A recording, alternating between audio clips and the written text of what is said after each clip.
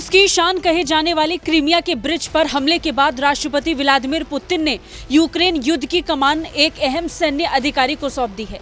Putin ने अब general Sergei सुरोविकीन को यूक्रेन युद्ध का कमांडर बना दिया है। पुल पर हमले के कुछ घंटों के बाद ही लिए गए इस फैसले ने युद्ध को लेकर रूस की रणनीति को लेकर अहम संकेत दे दिया है। क्रीमिया के कर्स स्ट्रेट ब्रिज पर 8 अक्टूबर को खतरनाक हमला हुआ था। जिस समय यह हमला हुआ तब पुल से कार्गो ट्रेन गुजर रही थी। इस ट्रेन पर बमबारी के बाद उठी आग की लपटों ने इस जंग को और भड़का दिया। रूस ने ब्रिज पर हमले को आतंकी हमला बताया था। यूक्रेन पर हमले का आरोप लगाते हुए रूस ने ताबड़तोड़ मिसाइलें दाग दी। हमले के बाद यूक्रेन पर जिस तरह से बम बरस रहे हैं उसके पीछे जनरल सर्गेई सुरोविकीन का ही दिमाग माना जा रहा है। जनरल सुरोविकीन को उनके लोग जनरल आर्मोगेडोन यानी तबाही लाने वाले जनरल कहकर बुलाते हैं।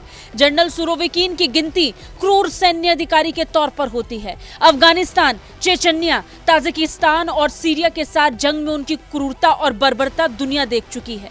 कौन है जनरल सुरोविकीन, ये आगे आपको बताएंगे। सर्गेई सुरोविकीन अगस्त 1991 में एक बटालियन का कमांडर बने।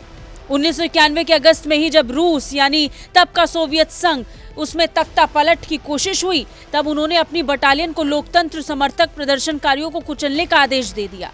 इसके लिए सुरोविकीन 7 महीने तक जेल में भी रह रहे थे। बाद में तब के राष्ट्रपति बोरिस याल्त्सिन के आदेश पर उनकी रिहाई हुई थी। सितंबर 1995 में सुरोविकीन को हथियारों की अवैध बिक्री के लिए 1 साल की सजा हुई। इसके बाद सुरोविकीन को तजाकिस्तान में जंग लड़ने के लिए भेजा गया।